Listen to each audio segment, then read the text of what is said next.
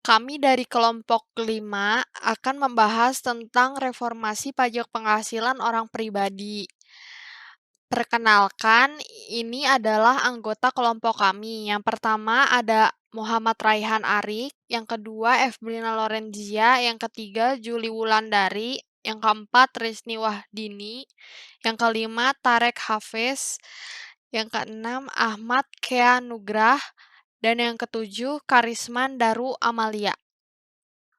Yang pertama yang akan kita bahas yaitu kepatuhan wajib pajak. Kepatuhan wajib pajak adalah kesadaran wajib pajak untuk membayar pajak dengan benar dan tepat waktu secara sukarela sesuai dengan norma dan peraturan perundang-undangan yang berlaku. Peraturannya yaitu Peraturan Menteri Keuangan Nomor 198-PMK-03-2013 di Pasal 3. Ayat pertama yaitu selain memenuhi persyaratan tertentu, sebagaimana dimaksud dalam Pasal 2, pengembalian pendahuluan kelebihan pembayaran pajak pada analisis resiko yang pedomannya ditetapkan oleh Direktorat Jenderal Pajak. Yang kedua, analisis risiko sebagaimana dimaksud pada ayat 1 harus mempertimbangkan perilaku dan kepatuhan wajib pajak yang dapat berupa yang pertama ada kepatuhan penyampaian surat pemberitahuan, yang kedua ada kepatuhan dalam melunasi utang pajak, dan yang terakhir ada kebenaran surat pemberitahuan untuk masa pajak, bagian tahun pajak, dan tahun pajak sebelum-sebelumnya. Menurut OECD, kepatuhan perpajakan terdiri dari kepatuhan perpajakan dibagi menjadi dua, yaitu administratif dan teknis. Administratif yaitu yang diukur dengan kepatuhan dalam penyampaian laporan dan membayar pajak, dan yang kedua disebut kepatuhan formal. Teknis itu dibagi jadi dua, yaitu mengacu pada perhitungan jumlah beban pajak secara benar, dan kepatuhan teknis ini dikenal dengan kepatuhan material. Kepatuhan wajib pajak mencakup kepatuhan yang mencatat atau membukukan transaksi usaha, kepatuhan melaporkan kegiatan usaha sesuai peraturan yang berlaku, dan kepatuhan terhadap aturan perpajakan lainnya. Langkah pemerintah untuk meningkatkan kepatuhan wajib pajak terdapat 4 cara. Yang pertama, menciptakan pelayanan publik yang profesional. Yang kedua, mengelola uang pajak secara adil dan transparan. Yang ketiga, membuat peraturan perpajakan yang mudah dipahami WP. Dan yang terakhir, meningkatkan tindakan penegakan hukum kepada wajib pajak yang tidak patuh. Selanjutnya kita akan membahas tentang analisis kebutuhan reformasi pajak. Reformasi pajak dilatar belakangi oleh kebutuhan kapasitas kelembagaan otoritas perpajakan menghasilkan target pajak tidak tercapai dalam beberapa tahun terakhir yang cenderung menjauh dari target pemerintah. Kebutuhan anggaran dan persepsi korupsi masyarakat direspon dengan pembentukan tim reformasi perpajakan oleh Kementerian Keuangan. Sejak 2015, DJP telah memasuki program reformasi pajak jilid ketiga dan tema yang diusung adalah konsolidasi, akselerasi, dan kontinuitas reformasi perpajakan dengan fokus pada 5 pilar yaitu organisasi, sumber daya manusia, teknologi informasi dan basis data, proses bisnis, dan regulasi perpajakan. Maksud dan tujuan pembentukan tim reformasi adalah untuk mempersiapkan dan mendukung pelaksanaan reformasi perpajakan yang mencakup aspek organisasi dan sumber daya manusia, teknologi informasi, basis data, dan proses bisnis, serta peraturan perundang-undangan guna meningkatkan kepercayaan wajib pajak terhadap institusi perpajakan, kepatuhan wajib pajak, kehandalan pengelolaan basis data atau administrasi perpajakan, dan integritas serta produktivitas aparat perpajakan. Selanjutnya ada materi yang ketiga tentang prosedur perubahan sistem perpajakan untuk orang pribadi. Di Indonesia, sistem perpajakan yang pertama kali digunakan adalah Official Assessment System, yang merupakan besarnya pajak yang terutang ditetapkan oleh institusi pemungut pajak. Kemudian pada saat reformasi perpajakan pada tahun 1983 diubah menjadi Self Assessment System atau MPS, yang merupakan besaran pajak yang terutang ditetapkan oleh wajib pajak. Ada juga yang namanya withholding system, merupakan besaran pajak yang terutang ditetapkan oleh pihak ketiga yang bukan fiskus dan bukan wajib pajak yang bersangkutan. Selanjutnya ada sistem perpajakan di Indonesia. Reformasi perpajakan, Direktur Jenderal Pajak mengubah proses bisnis dan prosedur layanannya sehingga memudahkan masyarakat, terutama pada digitalisasi layanan pendaftaran pembayaran laporan pajak. Ada tata cara pendaftaran wajib pajak dan penghapusan NPWP, pengukuhan dan pencabutan pengukuhan pengusaha kena pajak.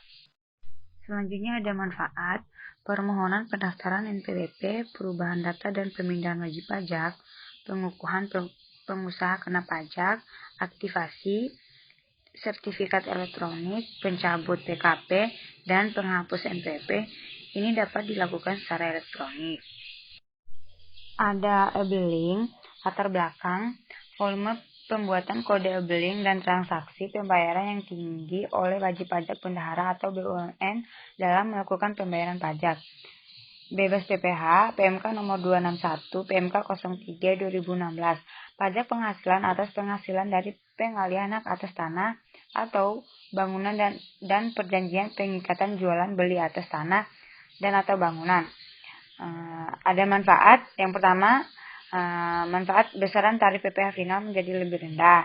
Yang kedua, dikecualikan untuk PPOP yang pendapatannya di bawah PTKP atas penjualan rumah atau tanah dengan nilai penjualan kurang dari 60 juta. Pembebasan PPh final bagi wajib pajak orang pribadi yang menghibahkan atau mewariskan aset propertinya. Selanjutnya, tak perlu suratan setoran pajak. Peraturan Direktur Jenderal Pajak yang pertama, meringankan beban administrasi wajib pajak mengenai kewajiban penyampaian surat pemberitahuan SPT tahunan dengan status nihil atau kurang bayar yang disampaikan melalui e-filing tidak perlu lagi dilampiri dengan keterangan dan atau dokumen pendukung seperti SSP. Fasilitas e-form dapat diisi dan disimpan secara offline dan setelah selesai diisi diunggah ke sistem DJP. Semua jenis SPT termasuk SPT pembetulan dan SPT masalah lebih bayar dapat diterima ke KP2KP dan layanan di luar kantor.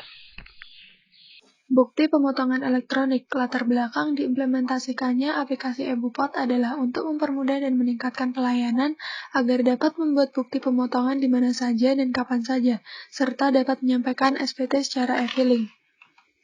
Aplikasi eBupot sendiri memiliki manfaat yaitu yang pertama dapat membuat e-billing langsung sesuai kode MAPKJS atas bukti pemotongan yang telah dibuat, tersedia fitur QR Code pada bukti pemotongan dan bukti penerimaan elektronik atau BPE SPT, tersedia menu impor bukti pemotongan dalam format Excel bagi wajib pajak dengan banyak transaksi.